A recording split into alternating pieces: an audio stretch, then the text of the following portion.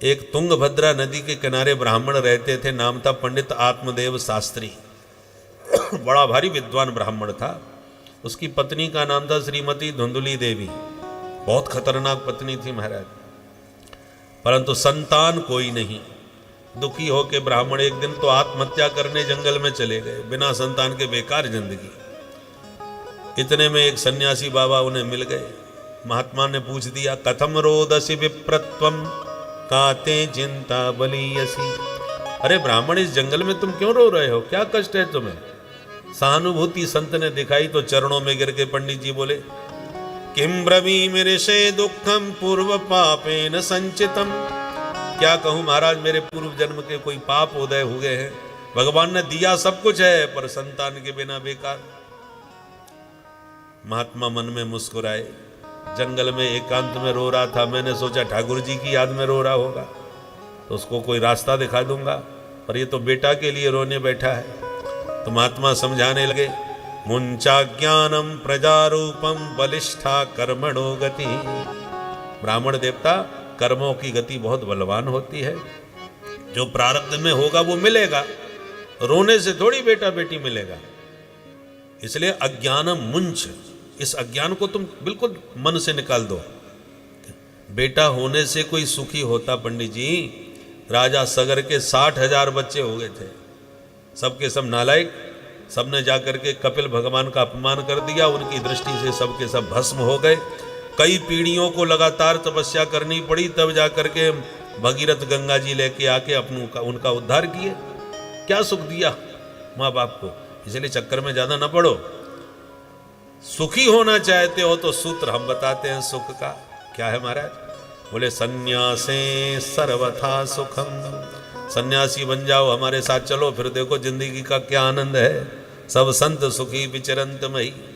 हमारे साथ चलो, ये तो आनंद लेना है जिंदगी का। तो पंडित जी भी पढ़े लिखे तो थे ही। हाथ जोड़ के बोले, सुनो महाराज, तुम बाबा बैरागी क्या जानो, बेटे का सुख क्या होता है? महात्माओं का कोई जीवन है। पुत्रादि सुखहीनोयम संन्यासः शुष्क एवहि। न बेटा, न बेटी, न पत्नी, न परिवार, शुष्क जीवन, एकदम नीरस सूखा जीवन महात्माओं का होता है। बीमार दुखी पड़ जाए तो कोई पानी पिलाने वाला नहीं, कोई पूछने वाला नहीं, पड़े रहो। ऐसा जीवन हमको नहीं चाहिए महाराज। अरे गृहस्थ सरसो लोके पुत्र पौत्र समन्वितः। गृहस्थ जीवन का आनंद ही कुछ होता है। बस नाती पोताओं से भरा हुआ घर परिवार होना चाहिए, वो जिंदगी का आनंद ही कुछ होता है। जब छोटे छोटे बच्चे बाबा बाबा पापा पापा करके बोलते हैं गोद में, क्या बढ़िया रसगुल्ला जैसा रस कान में भरता है। आप क्या समझोगे इन बातों को? इसलिए मुझे प्रवचन न दो, बस आशीर्वाद दो कि मेरे घर में बेटा हो जाए, मेरी जिंदगी सफल हो जाए महाराज। बाबा जी समझ गए इस पर भयंकर भूत चढ़ा है बेटे का। भाई ये तो मेरे को ही उल्टा प्रवचन सुनाने लगा। तो बोले, सुनो पंडित जी, हम ज्योतिष के जानकार हैं और तुम्हारे भालाक्षर माने माथे की रेखा पढ़ करके ये गारंटी से कह सकते हैं, सप्त जन्मावधि तब पुत्रो नैवच नैवच। आज की छोड़ दो, 7 जन्म तक तुम्हें कोई संतान होने वाली नहीं है। इतना सुनते ही दुखी ब्राह्मण ने बड़ी जोर से धरती में सिर पटक दिया। महात्मा जी डर गए। अरे पंडित जी क्या कर रहे भैया, मर जाओगे? पंडित जी बोले, हम तो मरने के लिए ही आए हैं महाराज। आपने पूछा, मैंने अपनी पीड़ा बताई। मुझे लगा कि एक संत हैं तो मेरी पीड़ा दूर करेंगे। आपने तो मेरी पीड़ा को 7 गुना और बढ़ा दिया। मैं इसी जन्म के लिए रो रहा था, आपने 7 जन्म की सुना दी। अब मेरे ललाट में क्या, कपाल में क्या लिखा है मैं नहीं जानता, वो आप जानो। परंतु आपने मुझे बेटा नहीं दिया तो दोबारा सिर पटक के अपनी कपाल क्रिया यहीं कर लूंगा। आपको भी ब्रह्म हत्या लगेगी महाराज, याद रखना। अब बाबा जी की धड़कन तेज हो गई। हे भगवान, कछु लेना न देना, मगन रहना।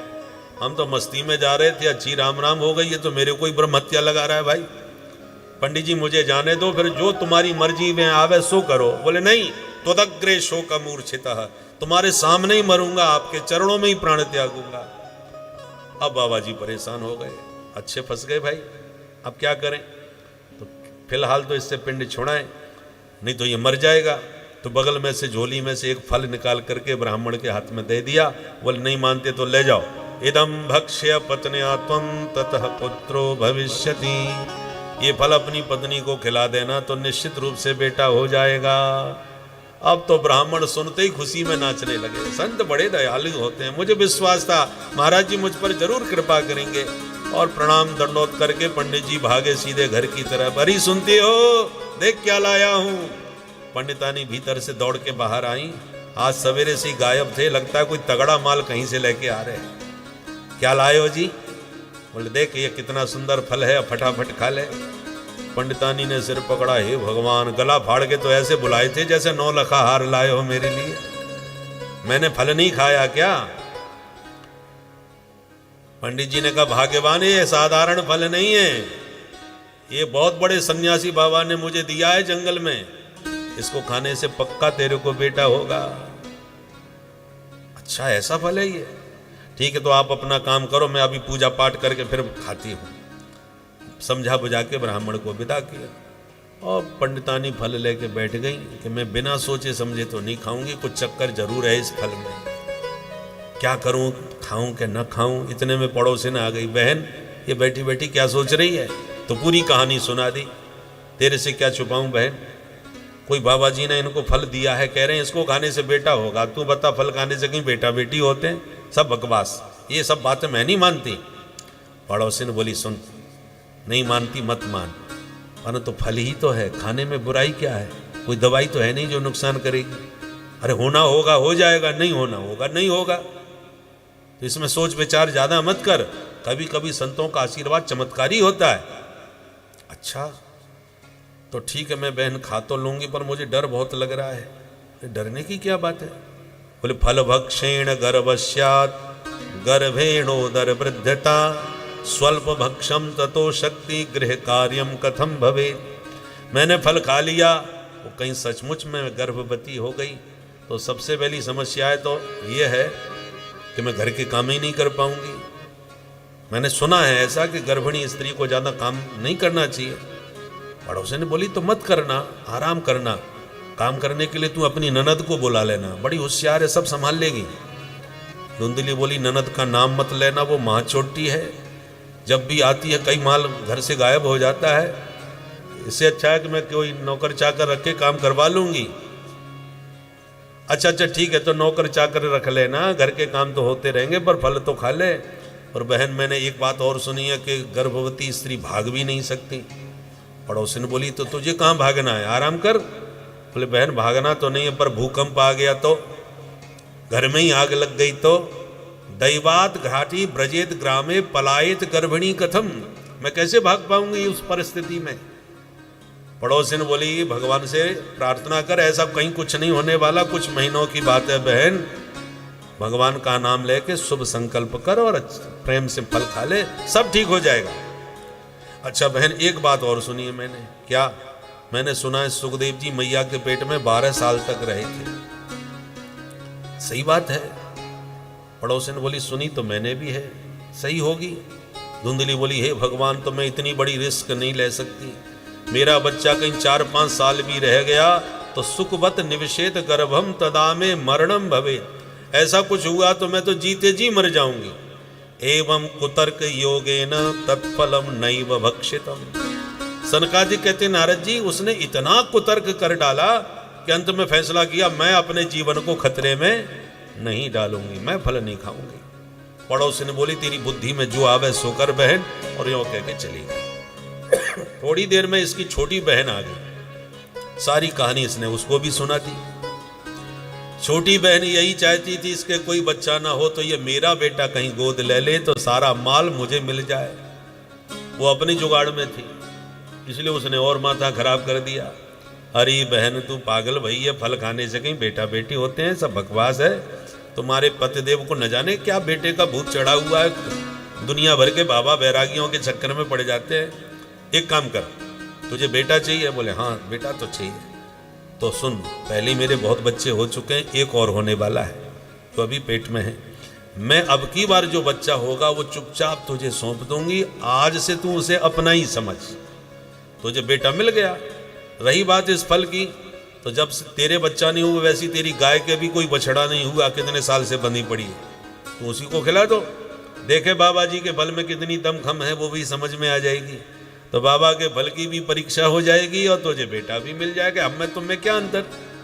धुंधली बोली, वाह बहन, बहन हो तो तेरी जैसी, 1 मिनट में मेरी सारी समस्या खत्म कर दी तूने। तो चुपचाप गाय को फल खिला दिया और पंडित जी से कह दिया, महाराज मैंने फल खाया है, तब से बहुत फायदा हो रहा है। पंडित जी भी खुशी के मारे एक एक दिन गिनने लगे। समय पाकर के छोटी बहन के जब बेटा हुआ, उसने रात में धुंधली को दे दिया। धुंधली ने उसे अपना कह करके पतिदेव को दिखा दिया। पंडित जी प्रसन्नता में पूरे गांव में मिठाइयां बांटने लगे। उसके 3 महीने बाद साधेनु सुसवेर्भक, जिस गाय को फल खिलाया था उसके भी एक बेटा हो गया। सर्वांग सुंदरम दिव्यम निर्मलम कनक प्रभम, तपस्वी महात्मा थे, उनके संकल्प का फल था। तो गाय का बेटा सर्वांग सुंदर, परम दिव्य, कनक कांति, सिर्फ उसके कान गाय जैसे लंबे थे, बाकी बिल्कुल मनुष्य जैसा। तो पूरे गांव में हल्ला मच गया, भैया भगवान देते हैं तो छप्पड़ फाड़ के देते हैं, कहां पंडित जी के एक बेटा नहीं, अब देखो गैया के बेटा हो गया। ये तो बड़ा भारी चमत्कार हुआ है कि गाय के मनुष्य का बेटा हो गया। भाग्योदयो धुना जाता आत्मदेवस्य पश्यत, धैनवा बाल प्रसूतस्तु दैव रूपीति कौतुकम। ये विधाता का चमत्कार है। पूरे गांव ने पंडित जी को बधाइयां दी। अब पंडित जी ने नामकरण किए। गाय के बेटे के कान गाय जैसे, इसलिए नाम रखता हूं गौकर्ण। और अपने बेटे का नाम सोचने लगे तो धुंधली खड़ी हो गई, बच्चा मेरा है, पेट में मैंने रखा है, नाम भी मैं ही रखूंगी। अच्छा बोल क्या नाम? बोले मेरा नाम धुंधली, बच्चे का नाम धुंधकारी होना चाहिए। ठीक है, जैसी मर्जी तुम्हारी। दोनों बच्चों ने बड़े होके खूब नाम कमाया, पर एक हुआ विख्यात और दूसरा हुआ कुख्यात। गौकर्ण पंडितो ज्ञानी धुंधकारी महाखलः। गौकर्ण जी महान विद्वान बने और धुंधकारी महादुष्ट। खल, खल, केवल खाए और लड़े, खाना और लड़ना, बस यही इसका काम। ऐसा धुंधकारी हुआ। पंडित जी धुंधकारी के आतंक से पीड़ित होने लगे। जो जो बड़ा होता गया त्यों तो उसके कुकृत्य भी बढ़ते चले गए। चौरह सर्व जनद्वेषी परवेश्म प्रदीपकः, दूसरों के घर में आग लगावे, चोरी करे, डकैती डाले, अपहरण करे, सारे पाप कर्म धुंधकारी करने लगा। पंडित जी समझाएं तो मारने को खड़ा हो जाए। अब पंडित जी सिर पकड़ के रोवे, क्व तिष्ठामि क्व गच्छामि को मे दुःखम व्यपोहयेत्, प्राणास्त्यजामि दुःखेन हा कष्टम मम संस्थितम। हे विधाता, ऐसी जिंदगी से तो मर जाना अच्छा है, इस नालायक ने मुझे बर्बाद कर दिया। बंध्यत्वं तु समीचीनम कुपुत्रो दुखदायक। ब्राह्मण को कहना पड़ा कि इससे तो हम निपुत्र बहुत अच्छे थे, ऐसा कुपुत्र जिंदगी भर कष्ट प्रदान करता है। कुपुत्रो दुखदायक है, अब मरने के लिए चल पड़े, ऐसी जिंदगी से तो मर जाना ठीक। तब गौकर्ण जी ने देखा तो प्यार से ब्राह्मण को बैठा के समझाया कि पिताजी परेशान मत होइए और मुझे ये बताइए, आप इस संसार में सुखी किसे समझते हो? कोई सुखी नहीं है। किसी को भी आप जिसको परम सुखी मानते हो उसी से जरा अंदर की बात निकालने की कोशिश करोगे, अंतरंगता बढ़ाओगे, वो अपनी सारी पीड़ा अपने आपके सामने धर देगा। सामान्य लोगों की छोड़ दो, चाहे चक्रवर्ती सम्राट हो, चाहे देवताओं के राजा इंद्र ही क्यों ना हो। न चेन्द्रस्य सुखम किंचित न सुखम चक्रवर्तिनः। तो दुनिया में फिर सुखी है कौन बेटा? बोले सुखमस्ति विरक्तस्य मुनिरेकांत जीविनः। जो नितांत एकांत में शांत बैठे हरि भजन में मस्त हैं, वे संत ही सुखी हैं, बाकी तो सब परेशान हैं। धनहीन कहे धनवान सुखी, धनवान कहे सुख राजा को भारी, राजा कहे महाराजा सुखी, महाराजा कहे सुख इंद्र को भारी, इंद्र कहे चतुरानन को सुख, और ब्रह्मा कहे सुख विष्णु को भारी। पर तुलसीदास विचार कहे हरि भजन बिना सब लोग दुखारी, भजन बिना सब लोग दुखारी। पिताजी सब दुनिया में दुखी है। ये बात सुनते ही आत्मदेव को वो सन्यासी बाबा का वचन याद आ गया कि सन्यासे सर्वथा सुखम। अब बात समझ में आ गई। बेटा तूने बिल्कुल ठीक कही, उस बाबा जी ने भी समझाई थी पर मेरी मति में पत्थर पड़ गए थे, उस समय मुझे समझ में नहीं आया, पर अब अच्छी तरह समझ गया। कई बातें ऐसी होती हैं जो जीवन में किसी न किसी प्रकार की ठोकर लगने पर ही हमको ठीक से समझ में आती है। बोलो राधे राधे राधे राधे। और विशेषकर आत्मीय जनों से, विश्वसनीय जो लोगों से जब ठोकर लगती है तो चोट और भी गहरी पहुंचती है। एक बार लोहा और सोना आपस में बात करने लगे। सोने ने कहा भैया जैसे तू पिटता है वैसे हम भी पिटते हैं, पर हम तेरी तरह चिल्लाते नहीं हैं, तू बहुत रोता है। लोहा पिटता है तो कितनी आवाज होती है, सोने की पिटाई का पता ही नहीं चलता। तो स्वर्ण ने पूछा कि तुम इतना क्यों चिल्लाते हो, पिटते तो हम भी हैं। लोहे ने कहा मित्र बात तो सही है, परंतु हम दोनों की पिटाई में अंतर है। क्या?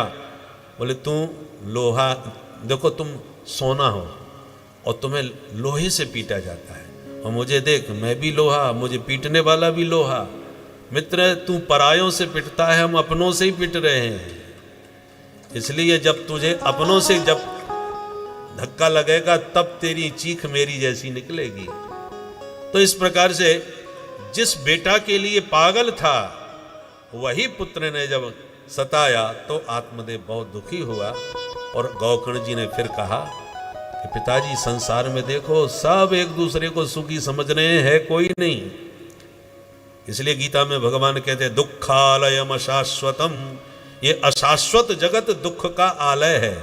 जैसे भोजनालय, विद्यालय, औषधालय, पुस्तकालय, सबके अलग अलग आलय हैं। तो संसार को क्या नाम दिया? बोले दुखालयम, ये दुख का आलय है। सुखी कोई नहीं, सुख की भ्रांति है, सुखी कोई नहीं।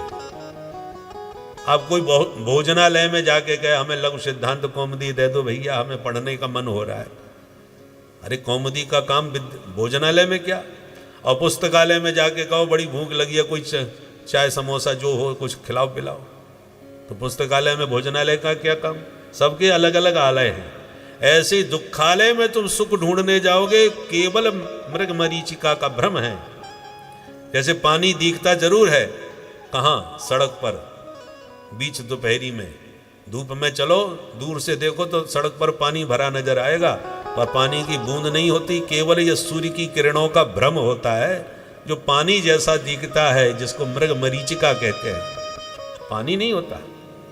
ऐसे ही संसार में सुख की भ्रांति है कि ये मिल जाए तो मैं परम सुखी हो जाऊं।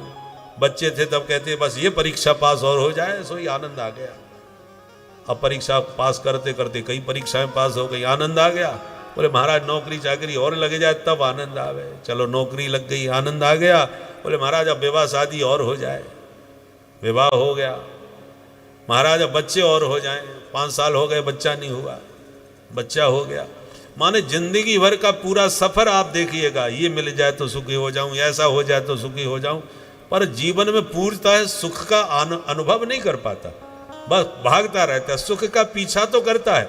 जैसे सड़क पर गाड़ी दौड़ाते जाओ तो पानी दिखता जाएगा परंतु मिलेगा नहीं, केवल दिखेगा, प्राप्त नहीं हो, वो प्यास नहीं बुझा सकता तुम्हारी।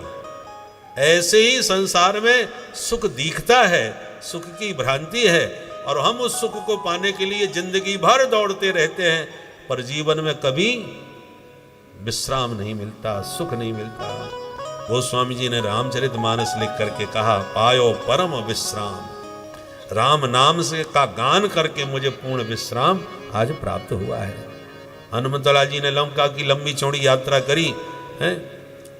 मेनक पर्वत ने कहा आओ थोड़ा विश्राम कर लो भाई, लंबी यात्रा है आपकी। हनुमान जी ने हाथ जोड़ लिए, राम काज कीने बिनु मोय कहाँ विश्राम, मुझे आराम नहीं है, भागते रहे। परंतु जब विभीषण जी से भगवत चर्चा प्रारंभ हुई लंका में पहुंच करके, तब हनुमान जी को परम विश्राम प्राप्त हो गया है। पावा अनिर्वाच्य विश्रामा, हनुमत लाल जी को विश्राम कब मिला? जब भगवत चर्चा में मन उनका डूबा। तो मन को विश्राम भगवान के चरणों में ही प्राप्त होगा।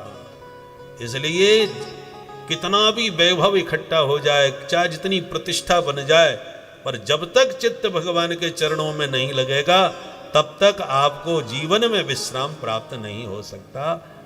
सुख की भ्रांति भले ही हो जाए। ऐसे न गोकर्ण जी ने अपने पिताजी को समझाया। गोकर्ण की बातों से प्रभावित हो गए आत्मदेव और बोले, बेटा मन तो लगता ही नहीं भजन में, क्या करूं मैं? तब गोकर्ण जी ने 2 श्लोकों में सारे शास्त्रों का सार निकाल करके सूत्र रूप में दे दिया। इसको कहते हैं गोकर्ण गीता। केवल 2 श्लोकों में, बड़े ध्यान से सुने। देहस्थिमां सरुधरे भीमतिं त्यजत्वं जाया सुतादिषु सदा ममतां विमुञ्च पश्यानिशं जगदिदं क्षणभङ्गनिष्ठं वैराग्यराग रसिको भवभक्तिनिष्ठः धर्मं भजस्व सततं त्यज लोकधर्मान् सेवस्व साधु पुरुषान् जहि कामतृष्णान् अन्यस्य दोष गुण चिंतनमाशु मुक्त्वा सेवा कथा रसमहो नितरां पिबत्वम्। गोकर्ण जी कहते हैं, पिताजी हम समस्त जगत के जीव 2 रस्सियों में बंधे हुए हैं। उन रस्सियों के नाम है अहमता और ममता। देहेस्थि मांस रुधरे अभिमतिम त्यज। पहली आसक्ति देह में होती है, इसी को कहते हैं अहमता। मैं मोटा हो गया, मैं पतला हो गया, मैं काला हो गया, मैं गोरा हो गया। तो ये मैं का व्यवहार शरीर में जो होता है ये बंधन है। तुम शरीर नहीं हो, ये शरीर तुम्हारा है। तुम इस शरीर में बैठे हुए अविनाशी आत्मा हो। तो देह में अत्यधिक आसक्ति हो जाना, इसको अहमता कहते हैं। और दूसरी रस्सी है ममता, ये मेरा है। पुत्र पत्नी परिवार ये सब मेरा है, जिसमें मेरापन है ये इसको ममता कहते हैं।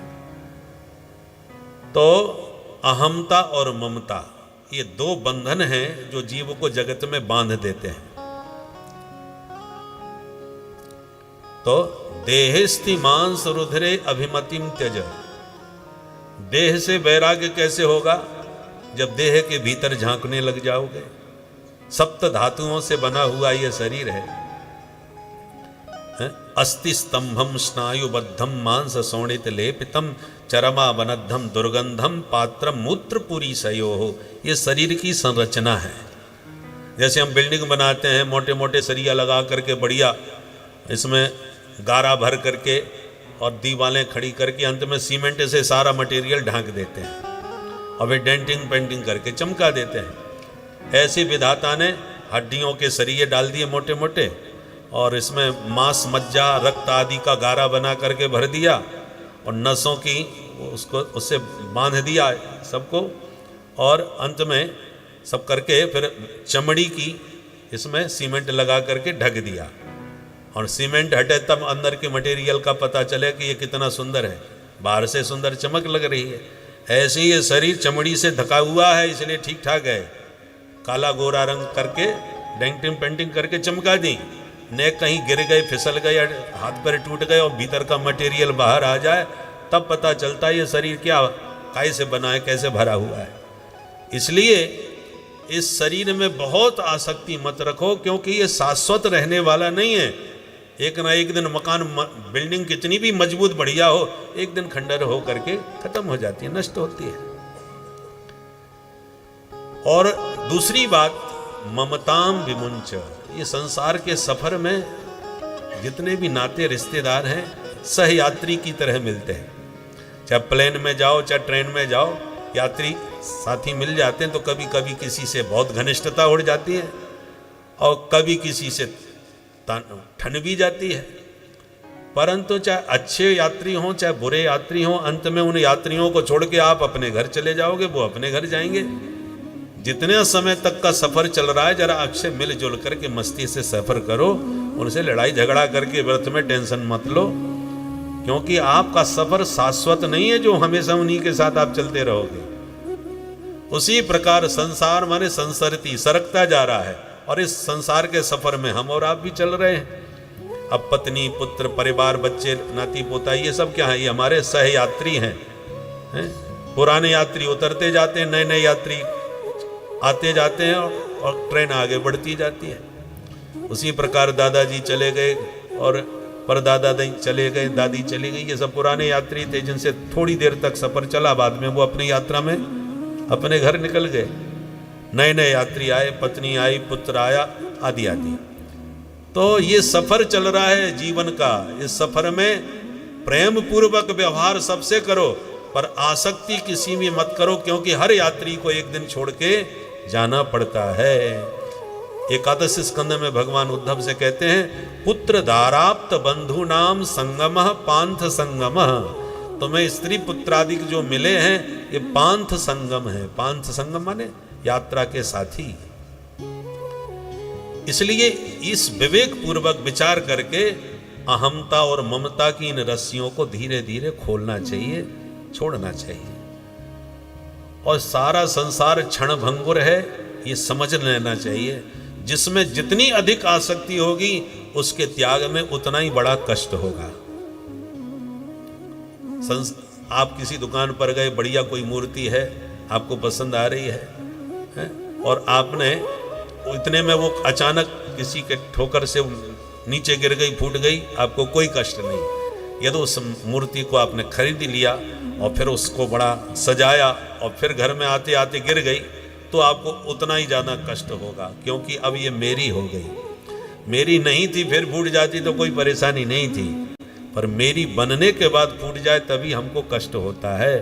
हमने संसार में मेरापन उन्हीं से जोड़ रखा है जो एक ना एक दिन टूटने फूटने छूटने वाले हैं। इसलिए ममत्व उसमें होना चाहिए जो शाश्वत हो, सदा हमारा है और सदा हमारा रहे। उसमें जितनी प्रीति होगी तो वो प्रीति कभी दुखदायी नहीं बनेगी। छूटने वाली प्रीति कष्टदायी होती है।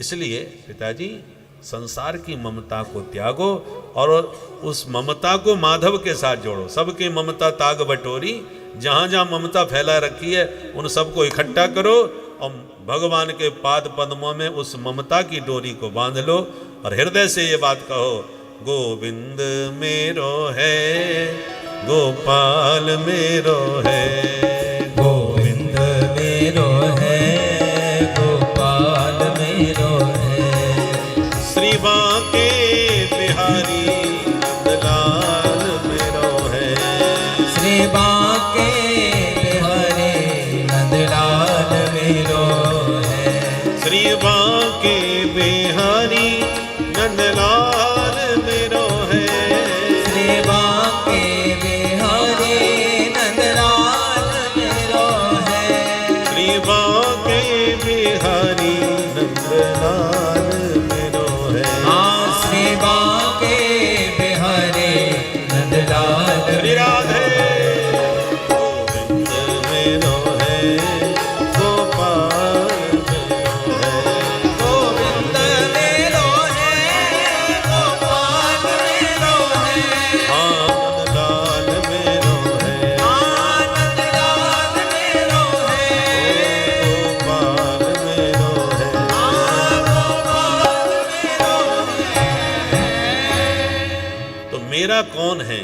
यदि नश्वर वस्तु को मेरा मानोगे तो कष्ट उतना ही आएगा, और जो अविनाशी है उसमें यदि प्रीति होगी तो वो प्रीति आपकी शाश्वत होगी, सदा सुखदायिनी होगी।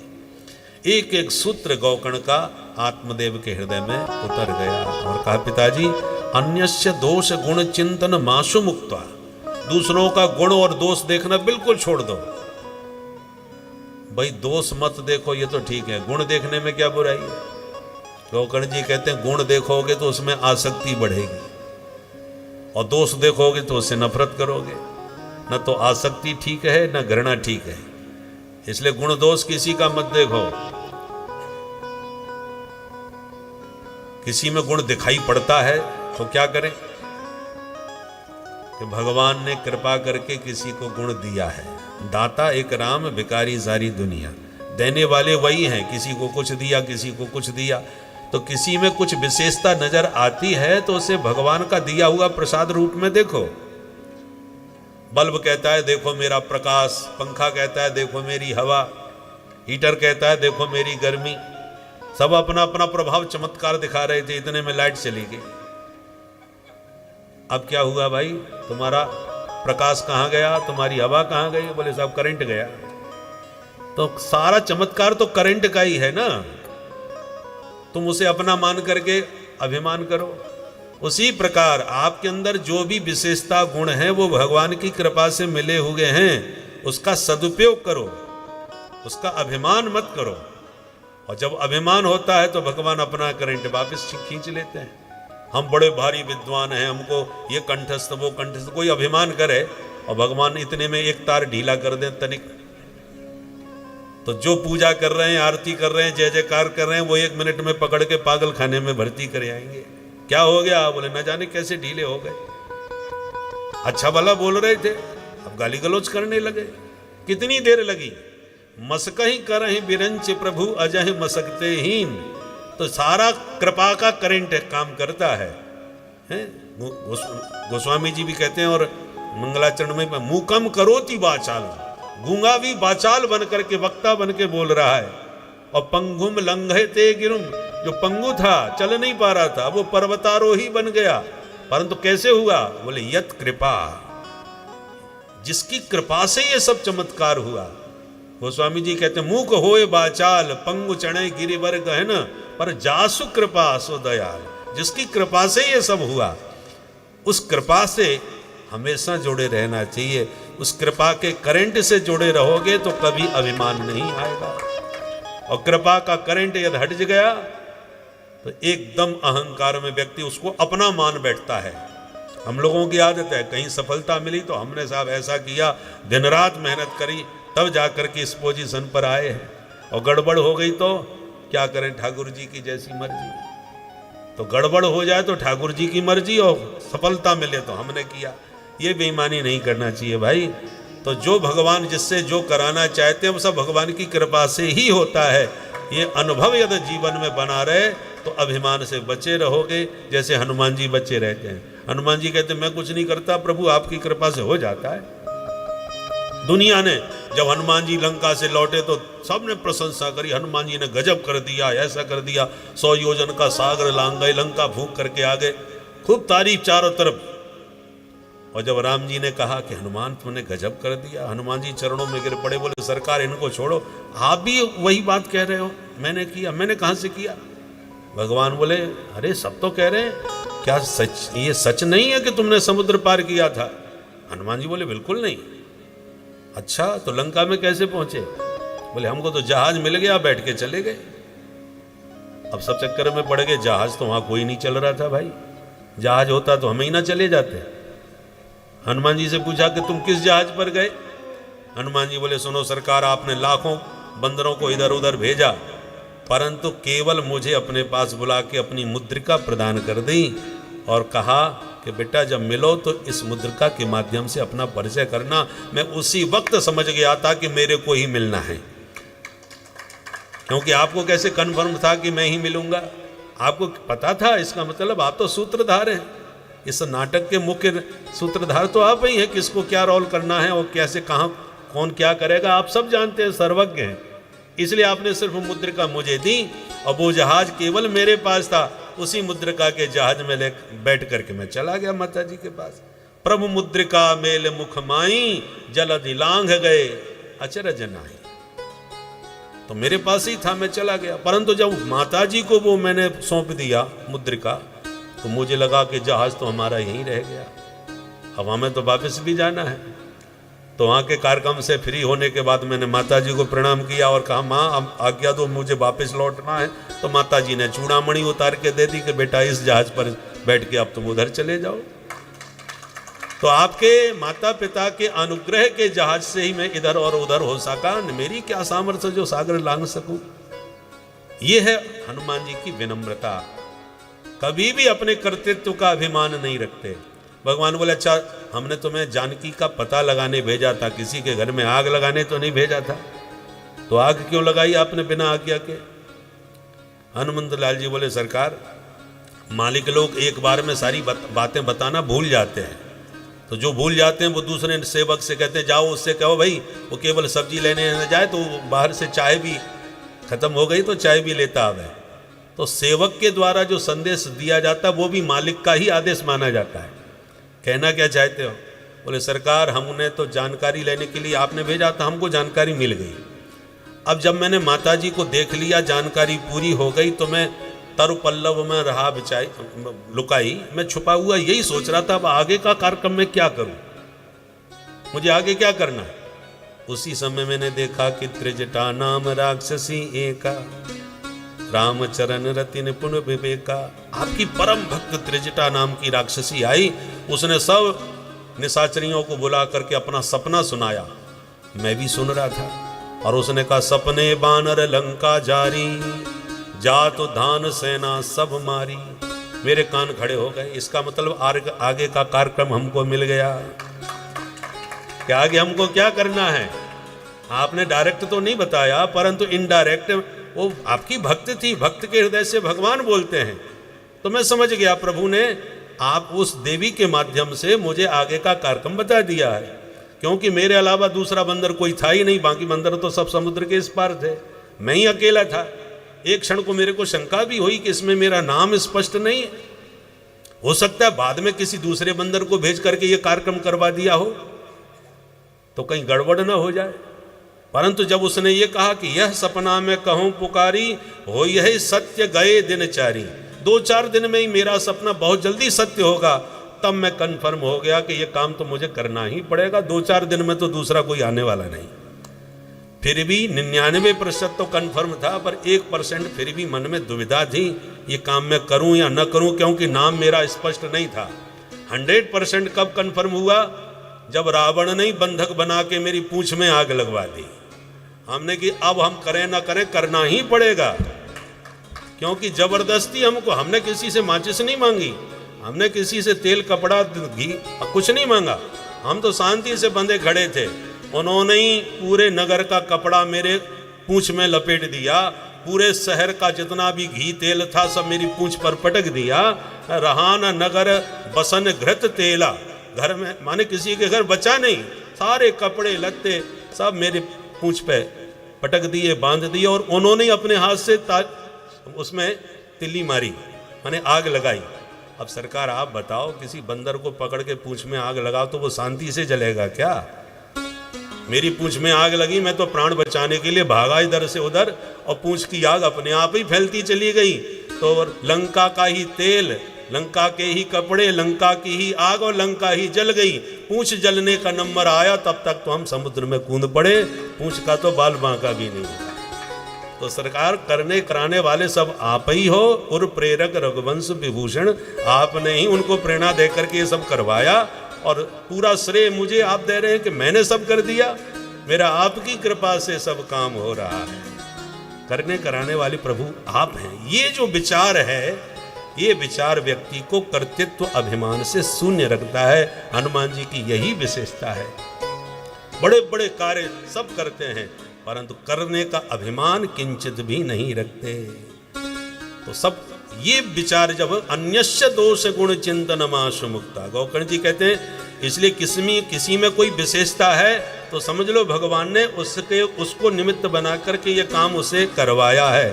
प्रेमास्पद प्रभु बनने चाहिए, व्यक्ति विशेष नहीं तो उसमें आसक्ति बढ़ जाएगी। इसलिए गुण दोष किसी का मत देखो। और सेवा कथा रसमहो नितराम पिबत्वम, साधु सेवा करो, संत सेवा करो, और उनके श्रीमुख से बढ़िया बढ़िया भगवान के गुणानुवाद श्रवण करो, ताकि आपका प्रेम भगवान के चरणानंद बिंद में उत्तरोत्तर बढ़े। जैसी संगत वैसी रंगत। साधु का संग करोगे, साधु के द्वारा भगवान के गुणानुवाद सुनोगे तो तुम्हारे जीवन में भी साधुता आएगी और भगवत प्रीति बढ़ेगी। इस प्रकार से उपदेश सुन करके आत्मदेव तुरंत घर छोड़ करके जंगल में चले गए और भगवान के चरणों में चित्त लगा करके आत्मदेव का उद्धार हो गया। परंतु पिताजी के जाने के बाद माताजी को मारना पीटना चालू किया धुंधकारी ने, तो धुंधुली ने कुआं में गिर के आत्महत्या कर ली। गोकर्ण जी तीर्थ यात्रा करने के लिए निकल गए, धुंधकारी अकेला घर में रह गया। 5 वैश्याओं को घर में बुला के बैठा लिया। एक दिन उन्हीं 5 ने मिलकर के पिला करके उसे सुला दिया और रस्सियों में पलंग के साथ ही उसे बांध दिया और गला दबा करके मुंह में अंगारे भर करके तड़फा तड़फा के उसे मार डाला और 5 देवियां माल का बंटवारा करके गायब हो गई। भयंकर भूत बन के भटकने लगा धुंधकारी भवन में। भटक रहा था कि गोकर्ण जी को पता चला तो गया में श्राद्ध किया, लौट के घर आए। रात्रि विश्राम करते समय एक भेड़ का बच्चा गोकर्ण जी को दिखाई पड़ा। उसको डंडा लेके भगाने लगे तो एकदम भैंसा बन गया, फिर हाथी बन गया। गोकर्ण जी बोले कौन हो भैया? बोल नहीं पा रहा था तो हाथ में जल लेके मंत्र पढ़ के जब गोकर्ण जी ने मारा तब वह प्रेतात्मा बोल पड़ा, अहम भ्राता त्वदीयोस्मि धुंधकारीति नामतः स्वकीयेनैव दोषेन ब्रह्मत्वं नाशितं मया। भाई मैं तुम्हारा ही भाई धुंधकारी हूं, मैंने बड़े पाप किए, उसका परिणाम यह है कि प्रेत बना पड़ा हूं। अहो बंधो कृपा सिंधो भ्रातर मामा सुमोचय। भैया मुझे इस भयंकर प्रेत योनि से मुक्ति दिलाओ। गोकर्ण जी बोले मैं तो तेरे लिए गया में गया था श्राद्ध करने के लिए, फिर भी तेरी मुक्ति नहीं हुई। धुंधकारी बोला 100 श्राद्ध कर लो, कुछ नहीं होने वाला, क्योंकि हम नंबर 1 के हैं, छोटे मोटे नहीं हैं। गया श्राद्ध सतेनापि मुक्तिर में न भविष्यति। 100 श्राद्ध से भी मेरी मुक्ति नहीं हो सकती, कुछ और उपाय करना पड़ेगा। गोकर्ण जी बोले वचन देता हूं उद्धार तो तुम्हारा करके रहूंगा, पर इस समय आप पधारो। तो धुंधकारी गायब हो गया। कितना भी प्यारा कोई हो, मरने के बाद आवे तुम्हारा डर ही लगता है। धुंधकारी को भी डर लगा कि वो गोकर्ण जी को भी धुंधकारी से डर लगा। बोले इस समय आप जाओ। रात भर सोए नहीं, सोचते रहे क्या करूं। सवेरा हुआ, क्षेत्र के सारे विद्वानों को बुलवाया और रात्रि की घटना सबको सुनाई और कहा भैया अब आप लोग बताओ भैया का उद्धार कैसे हो सकता है। तो किसी की भी बुद्धि ने काम नहीं किया कि जब उसने स्वयं कह दिया 100 श्राद्ध से भी कुछ नहीं होने वाला, तो अब इससे तगड़ा उपाय क्या हो सकता है। जब किसी की बुद्धि ने काम नहीं किया तब सूर्य नारायण की उपासना करी गोकर्ण जी ने और सूर्य भगवान से पूछा, तुभ्यम नमो जगत साक्षिन ब्रूहि में मुक्ति हेतुकम। हे जगत के प्रत्यक्ष नारायण सूर्य भगवान आप ही बताएं मेरे भाई का उद्धार कैसे होगा। तब सूर्य भगवान की वाणी से सुनाई पड़ा, श्रीमद्भागवतान मुक्ति सप्ताहम वाचनम कुरु। अपने भाई को सप्ताह विधि से श्रीमद् भागवत का श्रवण कराओ, मुक्त हो जाएगा। ये वचन सुन के गोकर्ण जी बड़े प्रसन्न हो गए और स्वयं विद्वान थे गोकर्ण जी। व्यासपीठ पर स्वयं विराजमान होकर के भागवत कहने का निर्णय लिया। हजारों श्रोता उनकी कथा सुनने के लिए पधारे। तो धुंधकारी भी आया और 7 गांठ के पोले बांस में घुस करके कथा सुनने लगा। भूत प्रेतों का शरीर वायु प्रधान होता है, तो वो एक जगह ठहर नहीं सकते, हवा के झोंके से चले जाते हैं इधर से उधर। इसलिए पोले बांस में प्रविष्ट होकर के धुंधकारी ने भी कथा सुनी। एक एक दिन की कथा से एक एक बांस की ग्रंथि चटकती चली गई और 7 दिन में 7 ग्रंथियों का भेदन करके सप्ताह संपन्न होते ही दिव्य रूप धरो जातः तुलसीदाम मंडित। दिव्य चतुर्भुज रूप में धुंधकारी ने प्रकट होकर के व्यासपीठ को प्रणाम किया। बोल भागवत भगवान की जय। धन्या भागवती वार्ता प्रेत पीड़ा विनाशिनी। धन्य है ये मंगलमयी भागवत की कथा जिसने मुझ जैसे महापापी प्रेत को भी आज पावन बना दिया। स्तुति गाई, महिमा गाई भागवत की धुंधकारी ने। एक अलौकिक विमान आकाश मंडल से आया। भगवान के पार्षदों ने हाथ पकड़ के धुंधकारी को उसमें बैठाया, ले जाने लगे तो गोकर्ण जी बोले 1 मिनट भैया, हमारी भी सुनते जाओ। क्या? अत्रैव बहवः सन्ति श्रोतारो मम निर्मलाः। यहाँ एक से एक सुंदर पवित्र श्रोता बैठे हैं, और इन सबके लिए कोई विमान नहीं। आप एक ही विमान क्यों लाए? कथा तो वही थी जो धुंधकारी ने सुनी, वो इन सब ने भी सुनी थी।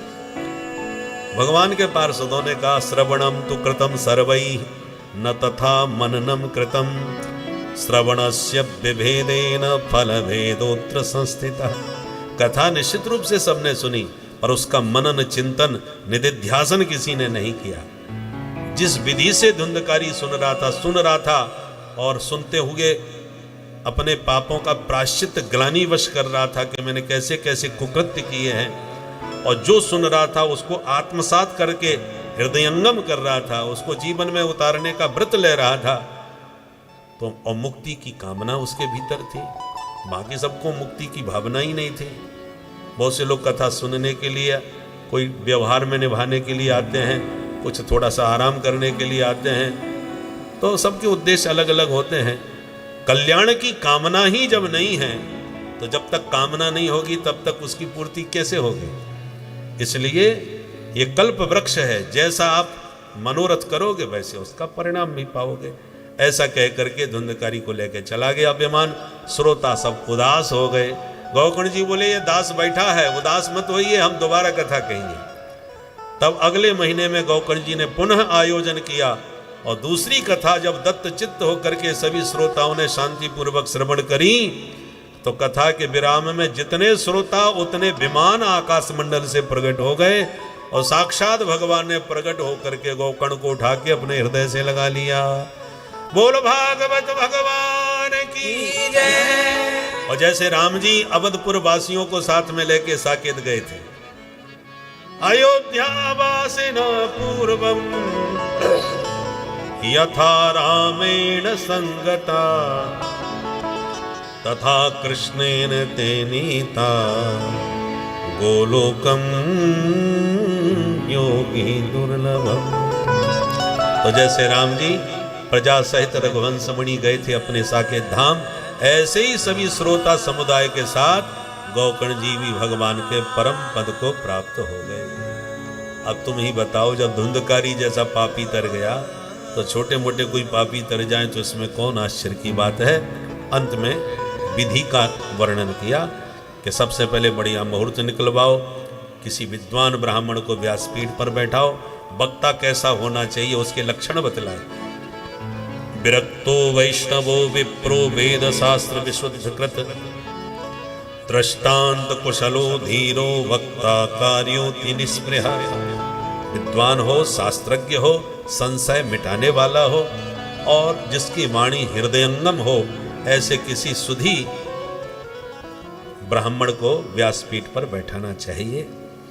ब्राह्मण जब व्यासपीठ पर बैठ जाए तो सुख रूप प्रबोधज्ञ उसे साक्षात सुखदेव के रूप में ही देखे, उसी भाव से उसका पूजन अर्चन करे, और उसी भाव से उसकी वाणी का श्रवण करे, तभी श्रोता का मंगल होगा।